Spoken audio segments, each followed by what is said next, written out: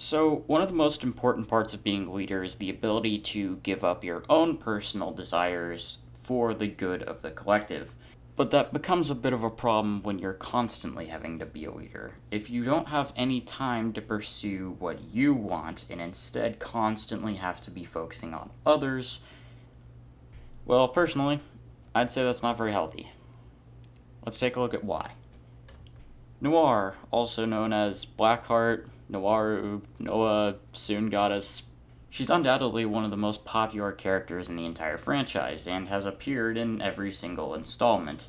At this point, if Neptune's the protagonist, you can guarantee that some form of Noire will be there as the Lancer. And with how Lancers tend to work, you can guarantee that one of the most popular ships in the community is her with Neptune, with nobody actually taking time to consider whether a relationship between them would actually work out at all. We'll get to that soon.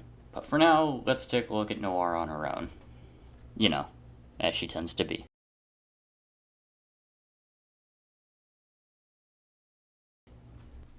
But of course, we don't just have one Noire to talk about. 3 different versions of her have appeared in the main series, and each do have their differences, mainly caused by the presence of certain people that are close to them, be it Uni, Plutia, or neither.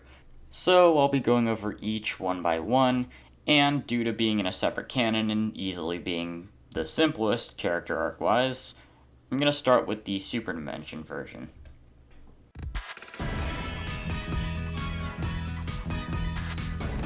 Now, the Superdimension version of Noire is easily the most simple out of the 3. She starts out in the exact same place as the other goddesses, just wanting to take over the world and having a lot of jealousy for Neptune. Gradually, though, she becomes friends with Neptune, and eventually they work together to stop her floor. But most of her character really comes from, her very personal relationship, while the others can really just be called loose friends by the end. Noire becomes fairly close with Neptune as the story goes on, and Rebirth 1, and I guess the original Neptune as well, the story's not too different, is a large source of why NepNowa is so popular. As not only did, Neptune get really close with Noire, but there was, in general, just a lot of fury going on in the first one. Though, most of her differences really come from, just not having, other people in her life. So, Uni's not present, Kay's not present. She really doesn't have anyone to lean on, but also lacks any responsibilities. Funnily enough, the biggest thing that makes this Noire unique is that she's even more lonely than the others. And this all really works to put more emphasis on her overconfident and power-hungry side. I mean, she's a complete asshole, early on in the plot, at least until, the first fight with Neptune later on in Chapter 2. And while she does remain rather critical of Neptune and overall suspicious of her crew, until later, she is ready to accept their help, especially when confronted with the reality that she can't get Avenir out on her own. It seems Last Station has been corrupted by capitalism, and she doesn't have space to retreat to. Space! And, there's really not too much more to this version of Noire. Uni does come into the plot, should you actually make her in Rebirth 1, but it never really changes anything, as not only is Uni really only in there to be playable, we don't get to see her and Noire interact much before the story just abruptly ends, and we don't see anything after. We never actually get to see how she adapts to suddenly having this, candidate that's actually ready to, help her with stuff. It could actually be pretty interesting, but we know nothing. So at the moment, I'm just gonna have to call it for this Noire. That's pretty much all there is to her. And just to save the most important and complicated Noire for the end, let's just move right to the Ultradimension version.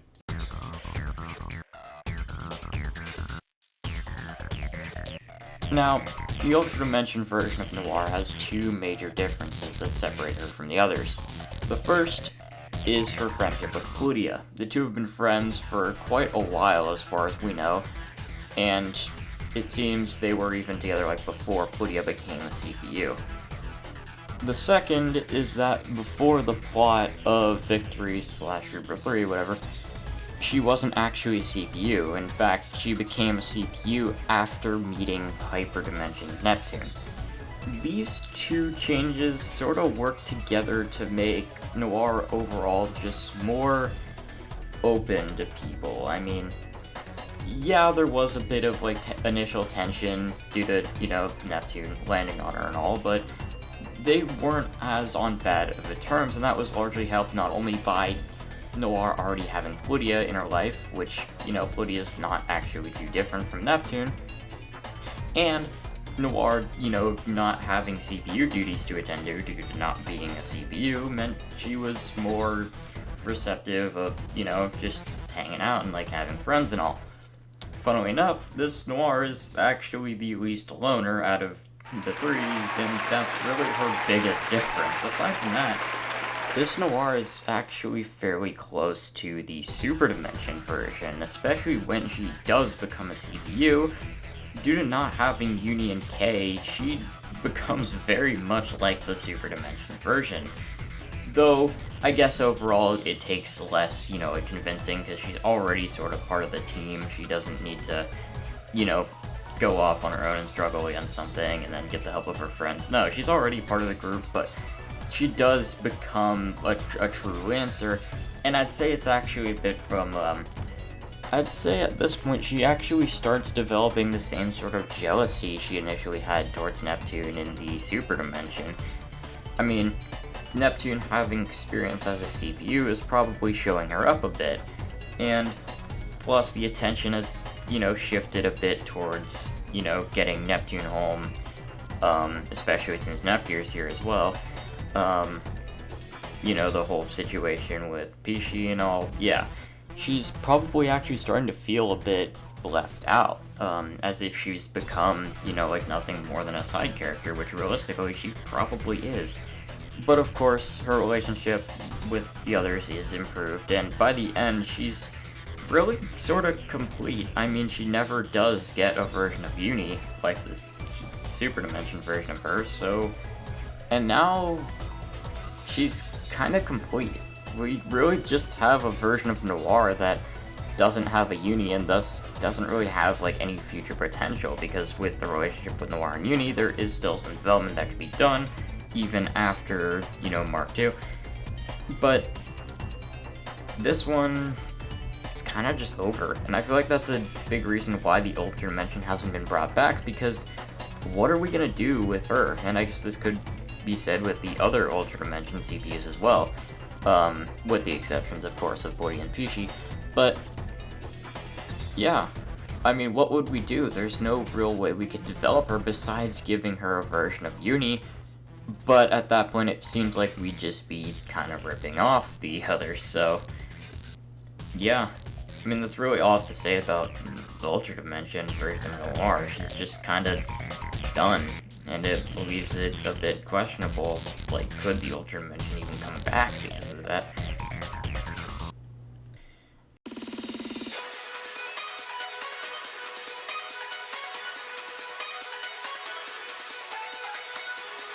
Alright, Hyperdimension version. Now, this Noire's main differences are having Uni and K in her life, but also seemingly being allies with Neptune for at least a while before the plot of Mark II/Rebirth 2. First is K. Now, despite Noire still considering her family, there isn't really much interaction between the two, at least, like genuinely family type interaction. They're kind of just working together for the most part. Then again, when, like, if you were to ask one what they think of the other, they would still totally say, yeah, like, I think of her family or whatever, but there's really not too much that, Kay could do to influence Noire. The main thing that really causes her personality is Uni, because, well, Noire has to be a single parent of Uni, but it's made a bit complicated given her position as the CPU. It's taking up all of her time, so she can't really... But that is only if she were to try to do it normally.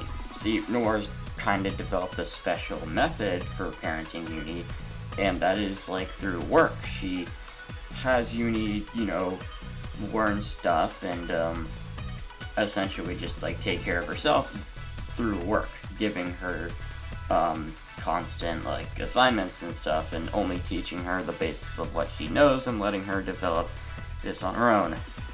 It seems great on paper, but in practice, it has not done Uni too well. Of course, I'm going to cover Uni in her own video, so I won't go too into her mental state, but yeah, Noire kind of made her a bit of an emotionally unstable workaholic. So, yeah. But of course, the effect Uni has on Noire is a bit different. Noire doesn't seem to be too bothered by having to take care of Uni, especially because, you know, she kind of has Uni taking care of herself. However, we do know that Noire does care about Uni still, so this is probably weighing on her mentally a little bit. I would imagine that, you know, for those 3 years she was tied up in the graveyard, she was kind of worried sick about how Uni would react not only to her being gone, but, you know, also ASIC taking over, and especially just her not being there as a parent figure. And because she knows that Kay on her own wouldn't be able to really do shit in terms of parenting Uni, so... But anyway, that's enough of her relations with the other Last Station girls. Let's talk about some of the others that she has special relationships with. There are two main ones that I want to talk about. Let's start with the simple one, Keisha. Now, their relationship's an interesting case. I mean, when do you see a yandere get attached to a tsundere? It's, as we see, it's definitely the recipe for some weirdness. But at the same time, it's also a bit of an opportunity for Noire to open up a bit more. She starts being much more honest around Keisha, and it's almost as if, since Keisha's being super honest about, you know, like, wanting to be with Noire is actually responding to it despite not feeling the same way. So, it's interesting, but yeah, that's kind of it for Keisha. Of course, now, on to the much more, important one, Noire and Neptune. Here we go.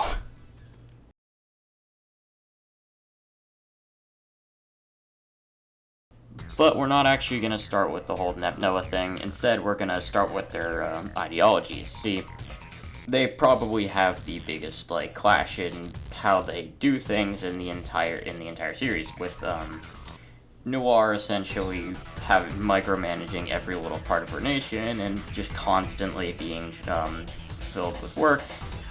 But Neptune, on the other hand, is known as the lazy goddess, being that she doesn't really do much work at all, like, with her nation. So, yeah, the two have completely opposing approaches to actually, like,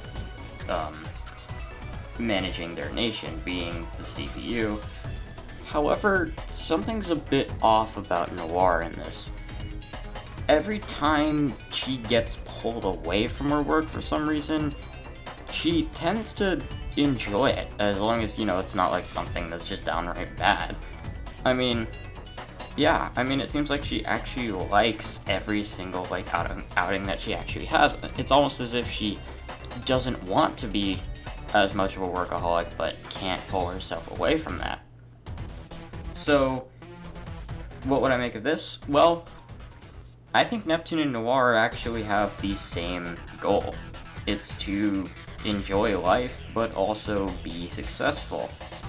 However, their approaches to this are opposite. Neptune put herself first, and she rules in a way that she needs to do less work as possible. And yes, I said she rules in a way that makes her have to do less, not she doesn't rule at all, because I think she is actually pulling her weight, because, well, okay, one, yeah, I guess I should get out of the way. we do know that Neptune is supposed to be a great, like, military commander, so yeah, she can kind of pull her weight with that, but in, like, times of peace, she is still doing her job, just not in a traditional way. I'll get into that when I cover Neptune, just as I will the other half of NepNowa. We'll get to that.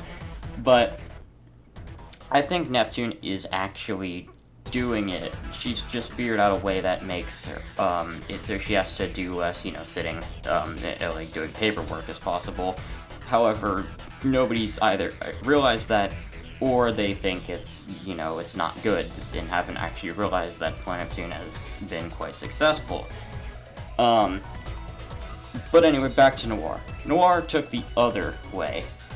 She completely dedicated herself to her nation. She spends, like, pretty much her entire life,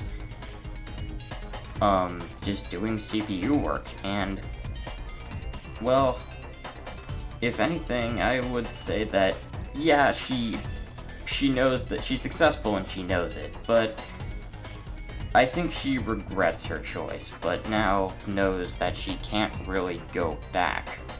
She knows that, it would be a massive shift if she were to do that, and she might start being viewed as even more lazy for just giving up, because Neptune seems to have been doing things her way from the beginning. And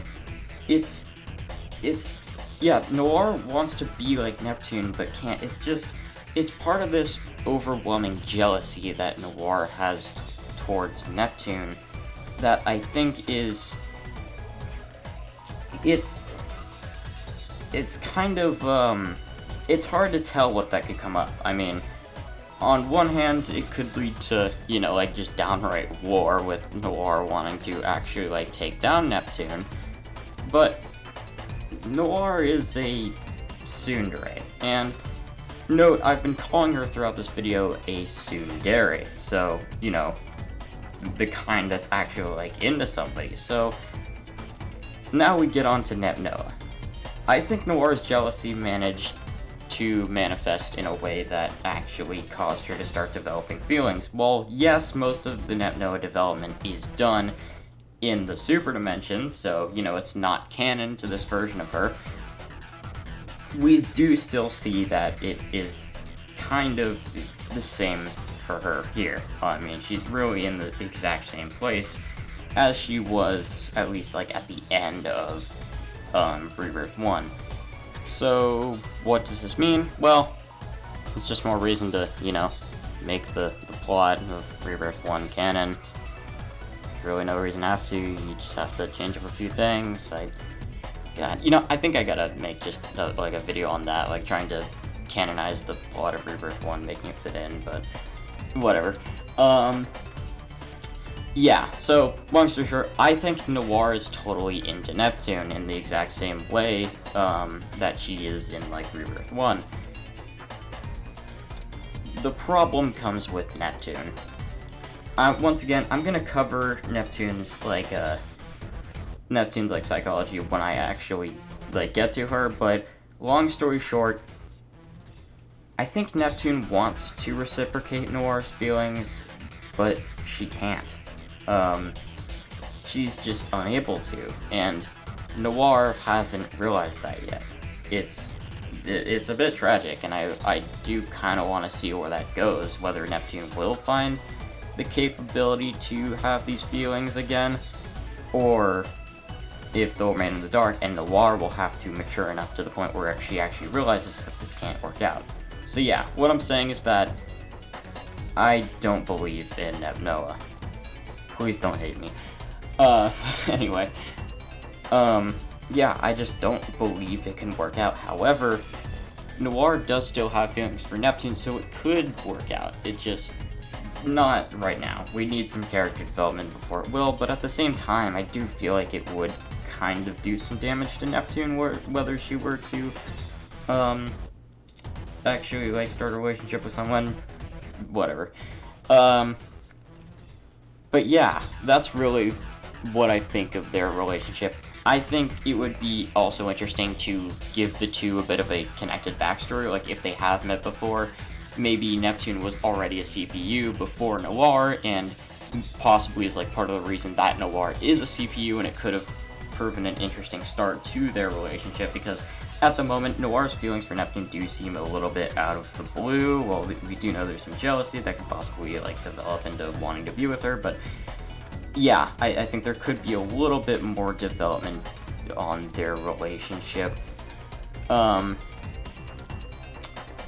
that's really all I have to say about those two. And you know, that's really it for the three versions of Noire and their relations with other characters. So, now we move on to speculation. What could be done with the Noirs?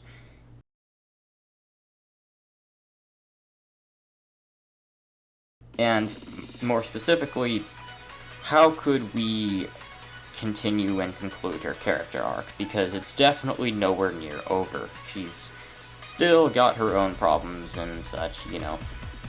She still needs to figure out how to, like, more properly train Uni to be a proper CPU and all that. So yeah, let's get into that. Alright, so as for where Noire should go. First, she should realize the main, like, issue in her life, that she's dedicating too much of herself to her nation, not enough to herself. How this would happen would likely be through Neptune. So here's how I imagine this happening. Over time, Noire sees that, you know, Neptune's still just doing her thing and over, and eventually she starts to get suspicious, and eventually she just, during the plot of some future game, she decides to sit down with Neptune and basically asks, what am I doing wrong? And I mean, Neptune would probably be quite surprised at the development, but she has really no reason not to answer honestly.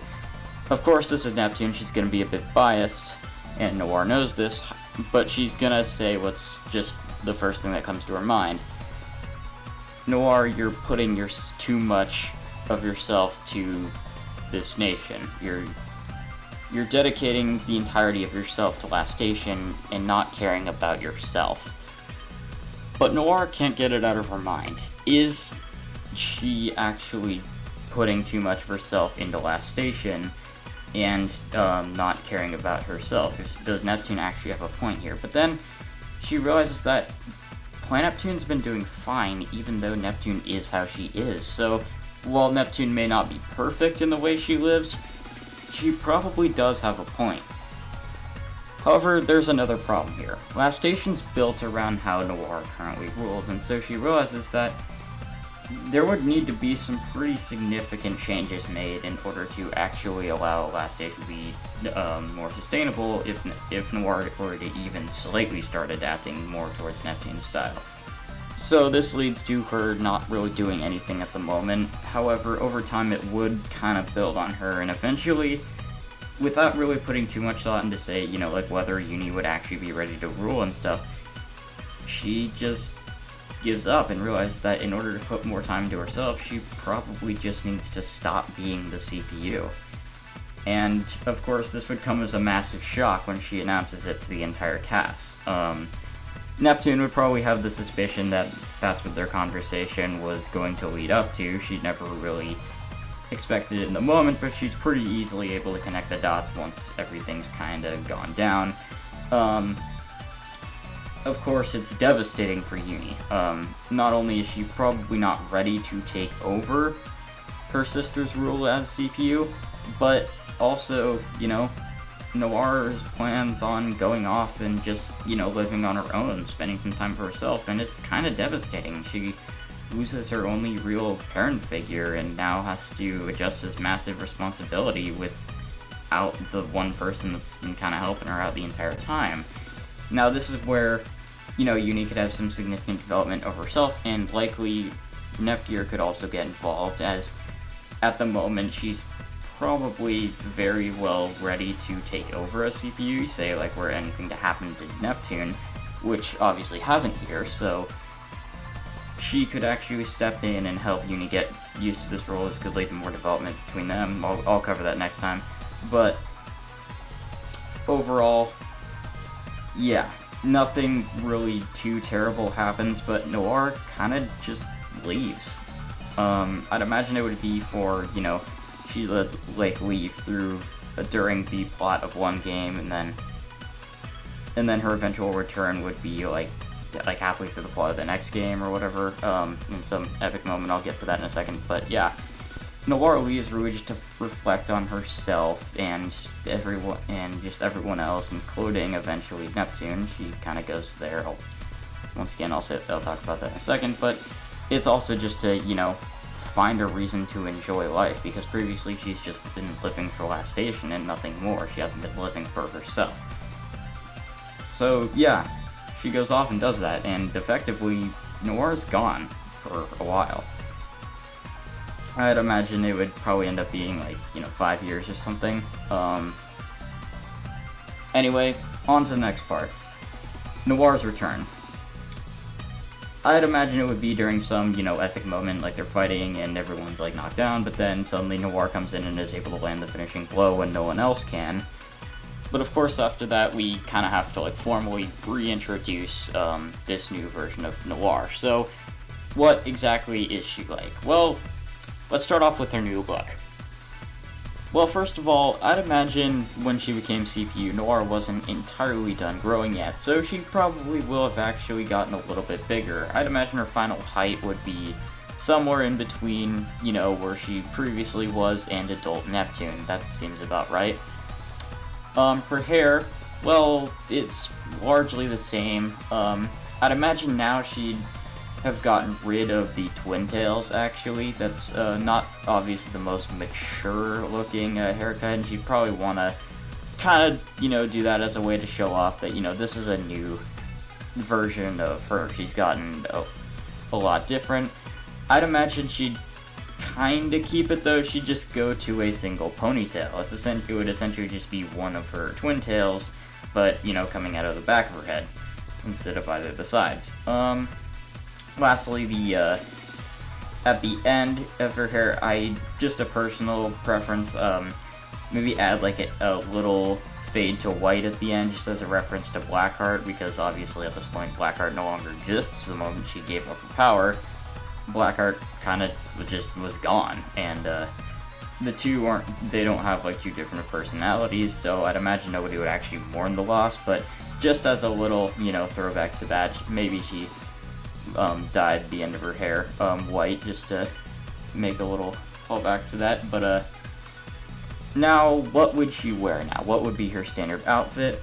I would imagine that, you know, she's not going to be wearing that fancy dress around anymore. There's really no need for her to ever dress fancily again. I'd say she would probably go in a tank top and either like shorts or leggings, considering she is likely still pretty active. I imagine she's still quite a fighter. That is one part about her that would not change. Though maybe, you know, in the cold or in other environments where she'd want to protect herself a bit more, maybe she'd wear, I don't know, I imagine maybe a pullover hoodie over the tank top. I think that would just look kind of nice. Obviously, for tying her hair, she'd go with probably a more standard hair tie, you know, not the real fancy bow. Probably just due to how much it would cost. I'd imagine Noire's existing outfit is pretty expensive. As for how she's changed, like, personality-wise, she's largely the same in terms of, you know, being, you know, a fighter, but ultimately, like, kind with her friends. However, her real, like, uptight and serious side has at least partially disappeared. There's no real need for her to be like that anymore. She still gets pretty serious in combat, but outside of it, she's, you know, pretty casual, and really just her kind side would be the thing that shows most. Her tsundere would be completely gone. I'll get to where that really shows itself in a second. You can probably see where I'm going with this already, though. Lastly, of course, how she fights. I'd imagine she'd still use her the same kinds of swords that she previously used. You know, the short, one-handed type. I'd imagine her style there wouldn't change. Maybe she'd be more open to use guns now. Then again, like, having a pistol is kind of adult Neptune's thing, so maybe she'd have like an SMG as a thing. I don't know.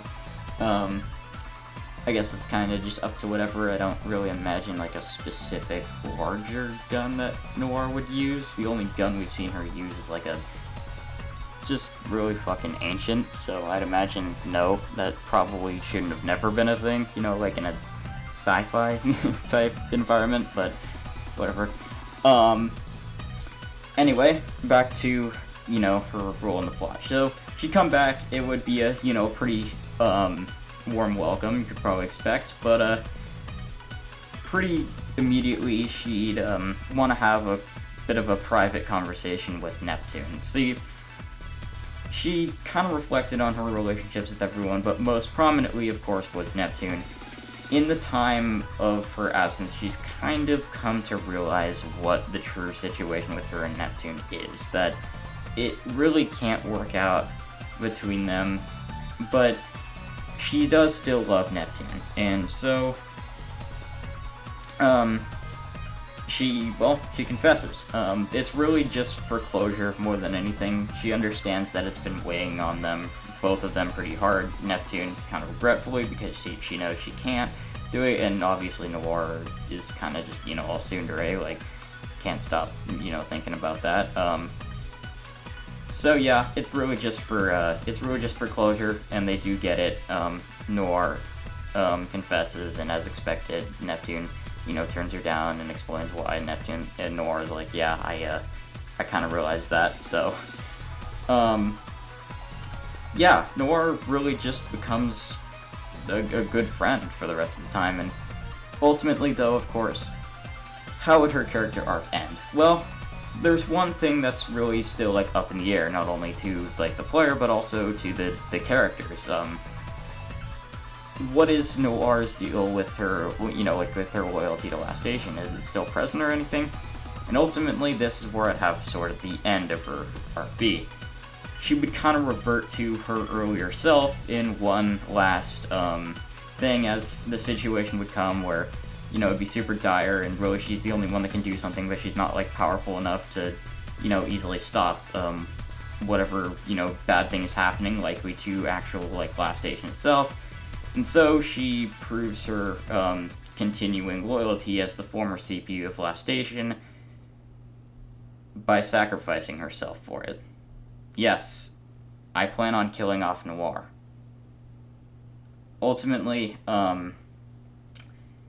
it's really, you know, it's already past her generation. Uni's taken charge, and all that.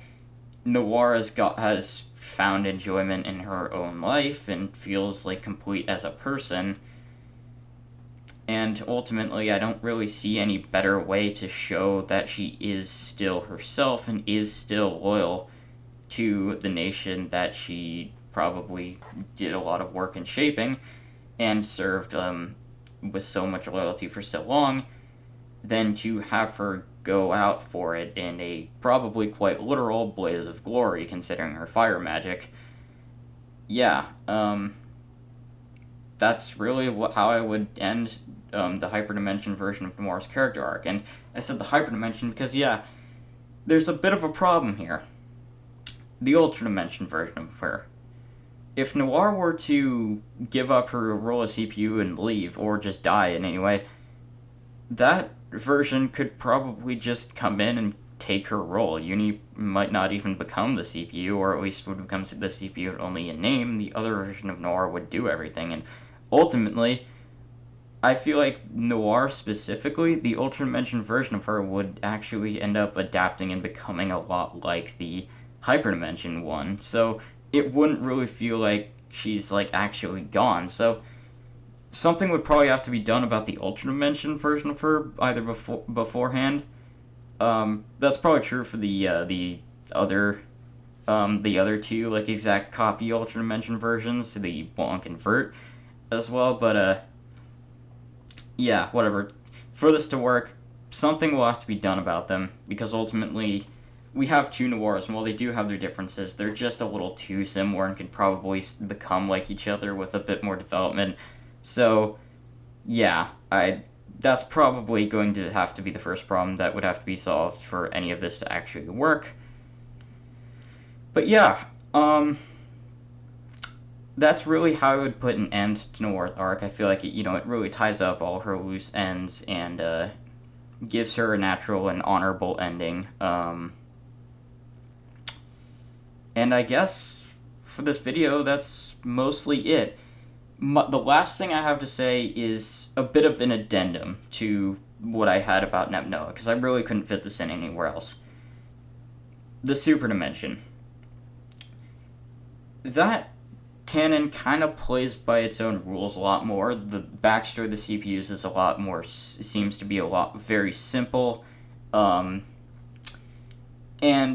it's a lot more fantasy-based, floating islands and all that. The nations themselves are, look very fantasy-like as opposed to in the other dimensions of the main canon, where they look very, sci-fi and actually fitting in a world like that.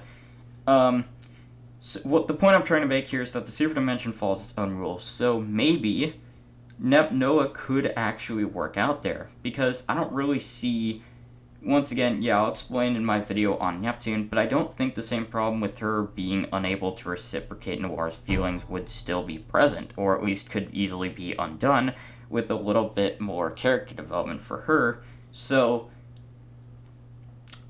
maybe the Superdimension could actually be where we get to see a canon version of NepNowa. So we could essentially have the realistic version where it doesn't end up working out, but we could also cater to those who really want to see it work. It's a bit of a unique opportunity that, I don't really see in any more other series where, people have their ships and all that. But it could sort of not work out for the good of the story, but also do work out because of the separate canon. That's just one little thing I wanted to add. That's really it. I don't have anything else to say for Noire, so, I guess not really, because, next up is Uni, and a lot of her character comes from her relationship with Noire, so, I guess I will be bringing her up a bit more, but, as for the Noire being the main subject, then yes, this is the end. So, as usual, fuck off.